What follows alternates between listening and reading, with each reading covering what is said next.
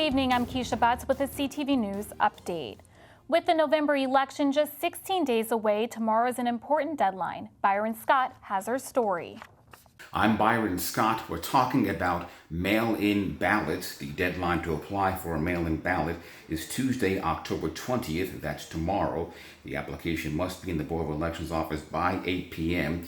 If you email or fax your request, you have until 11:59 p.m.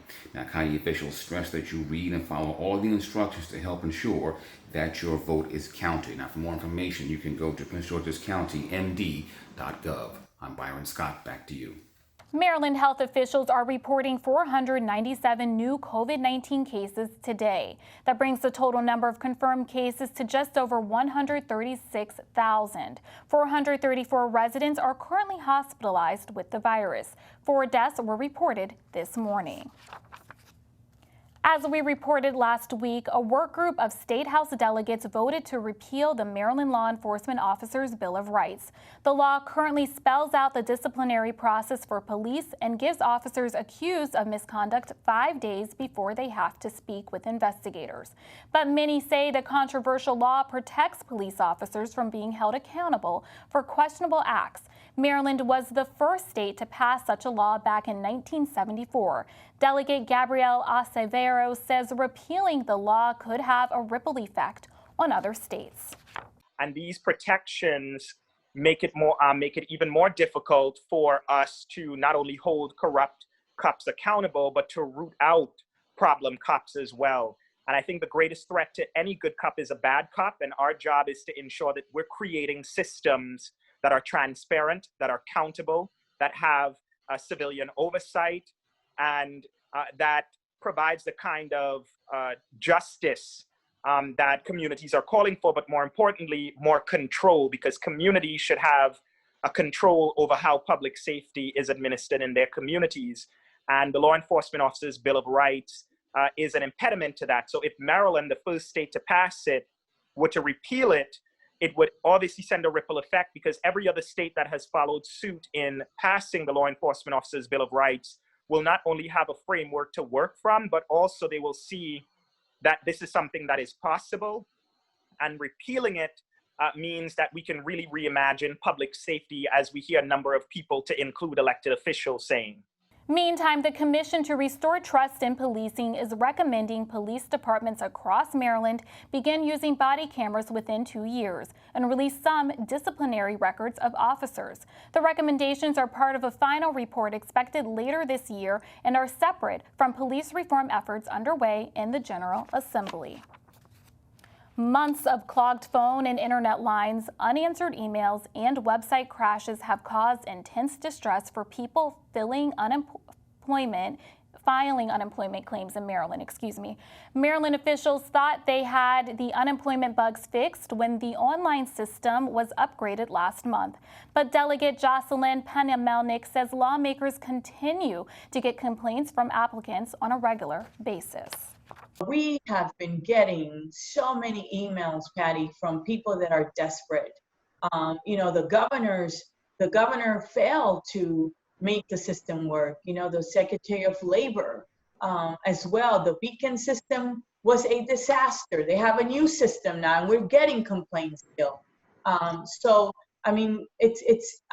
know people, they have written desperate, that have said that they want to harm themselves, and that breaks your heart, where we have to send someone to do a well check to their house. And when they write to our office, I immediately send it to the Secretary of Labor, and I send it to her staff as well. And they're responsive, but it takes intervention, and it's really tough and frustrating. Pena-Melnick expects that the House Economic Matters Committee will have legislation dealing with unemployment problems during the upcoming legislative session.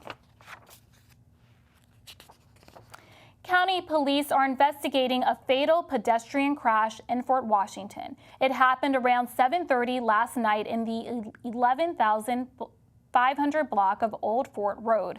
Police say the victim, 37-year-old Myron Robinson of Fort Washington, was struck by an SUV attempting to cross the roadway. Authorities say he was not in a crosswalk. A man dies on the BW Parkway while trying to refuel his vehicle. U.S. Park Police say the incident occurred early Sunday morning on the southbound lanes of the Parkway near Greenbelt. Authorities say the driver was on the right shoulder putting gas in his car when he was struck. This past weekend marked the 52nd anniversary of one of the most iconic moments in sports history. It was October 16, 1968 at the Olympic Games in Mexico City. Sprinters Tommy Smith and John Carlos were on the medal stand when they gave the Black Power salute to protest discrimination back home. Both men were widely criticized for the display and were immediately sent back to the States.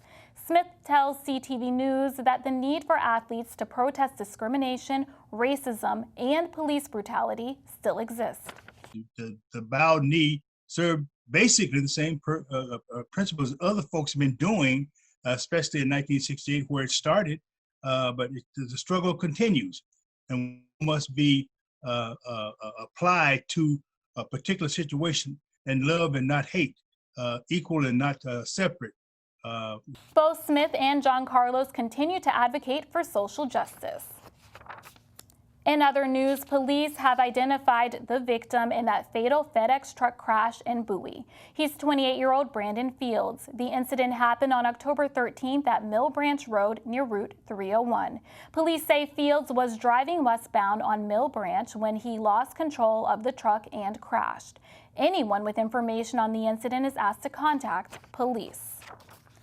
A Prince George's County resident who has taught abroad, created educational nonprofits, and received recognition from the White House is running for the Board of Education.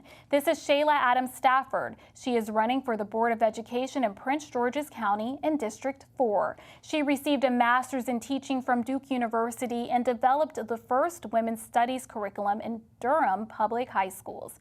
Adams Stafford also founded a nonprofit called Remix Education and created a mentoring program for young girls. She says some of her goals for the county's public schools include improving teacher retention, virtual learning, and creating a school-to-workplace pipeline. Creating a tech pipeline of students from Prince George's County to the high-wage, high-demand jobs that are here in this region. Right here in the DC area, we have thousands of unfilled tech positions annually, and we need to create a pathway for students to walk directly into those careers. Adam Stafford is running against incumbent Brian Swan. TSA screens more than 1 million passengers in a single day. Officials recorded the numbers yesterday, the highest since March 17th, when COVID-19 shutdowns were underway. From October 12th through the 18th, TSA screened more than 6.1 million passengers nationwide. Do you have questions or concerns about the proposed public-private partnership for school construction? Tonight, you can get updates on the Alternative Construction Finance Program and get some of your questions answered.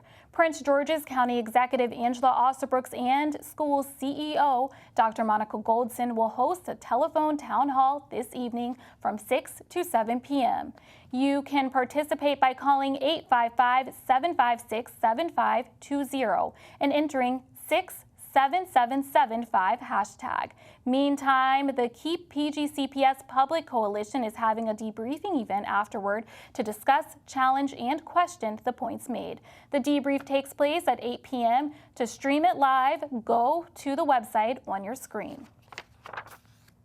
It was another record-breaking month for local real estate market. The Prince George's County Association of Realtors says September total sales dollar volume increased by more than 39% over September 2019 and 9% over August 2020. Closed sales in September also increased more than 21% compared to last year and more than 7% over August. The median sold price in Prince George's was $350,000. That's up 11%. Well, at just 12 years old, a Bowie native is taking the publishing world by storm. Meet Jada Mayfield, a children's book author. She caught the writing bug at just 4 years old. Now she's getting ready to release her fourth book called Princess of Both Worlds. Mayfield says she wants to create stories for everyone. Growing up, I really always wanted to be a princess, but in all the books I read, I didn't really see that many Black characters that looked just like me. So I kind of wanted to make that for other little girls, especially ones who wanted to be princesses too. Mayfield is releasing her book on October 29th. For more information, visit usbooklovers.com. The Washington football team loses again. The New York Giants outlasted Washington 20-19 yesterday. The Burgundy and Gold had a chance to win at the end. After scoring a last-minute touchdown, Coach Ron Rivera went for a 2-point conversion, but the offense couldn't convert.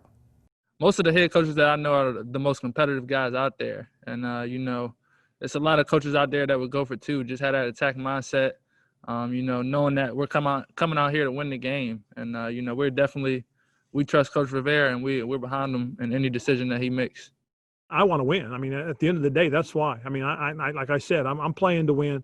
I'm trying to get our players to understand that, this is how we're going to do things. We're going to do things to the max. We're going to play to win football games.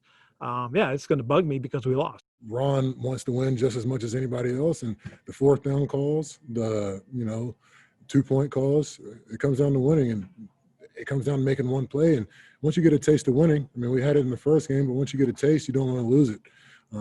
So it's that battle, and it's that grind to get to it. If you want to look for something other than a win or a loss, is that we kept fighting, and that's all I know how to do. We just keep fighting. We need to clean up the mistakes, and we need to do this and that, and we're working through a lot of things. But I'm proud of the way we fought. I think that's a mentality that we're starting to build around here, and that we're starting to become part of who we are. I want to win football games. I don't care. This is my first year. I don't care that we got a group of young guys that have to learn. We're trying to teach them. We're going to teach them, and they're going to learn how to win. And at the end of the day, that's what we're here for. Washington, 1-5 on the season, will face off against the Dallas Cowboys next Sunday. Let's get a quick check on our 3-day weather forecast. Tonight, mostly cloudy with a low around 55 degrees. Tuesday, partly sunny with patchy fog in the morning. Daytime temps reach a high near 75 and a low around 60. Wednesday, partly sunny with a high near 77 degrees and a low near 59. Thursday, mostly sunny with a high near 78 and an evening low around 59. Calling all District 8 residents. Join Councilmember Monique Anderson Walker for a discussion about foreclosures in Maryland. The session will provide homeowners with critical information about how to avoid and deal with foreclosures. The virtual event is tonight at 6:30 p.m. For more information, contact the Community Legal Services of Prince George's County at info@clspgc.org. And that's our CTV News update. I'm Keisha Butts. Have a good night and stay safe. For the latest information on COVID-19 in Maryland, visit the State Health Department website. That's health.maryland.gov. Again, health.maryland.gov. Click the link to the COVID-19 information portal. There you'll find all the latest information about coronavirus. You'll find daily updates on cases and fatalities. Answers to questions about testing and the governor's stay-at-home order are available as well. For specific information about Prince George's, visit princegeorgescountymd.gov. That's princegeorgescountymd.gov. The site offers information about local services for residents and businesses. There's a link for COVID-19 relief donations. Also, food pantry locations are listed. And if you have any questions, call the county COVID-19 hotline at 301-883-6627. That's 301-883-6627.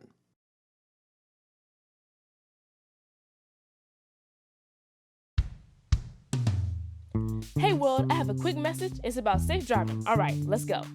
Anytime you're driving, have the seatbelt buckled tight. Both hands on the wheel and your phone out of sight. When not in your hand trying to text somebody back. Because if you do, your car might get smacked. The moral of the story, just put your phone down. The people on the road will stay safe and sound. Put your phone down, put your phone down. People on the road will stay safe and sound. Yeah.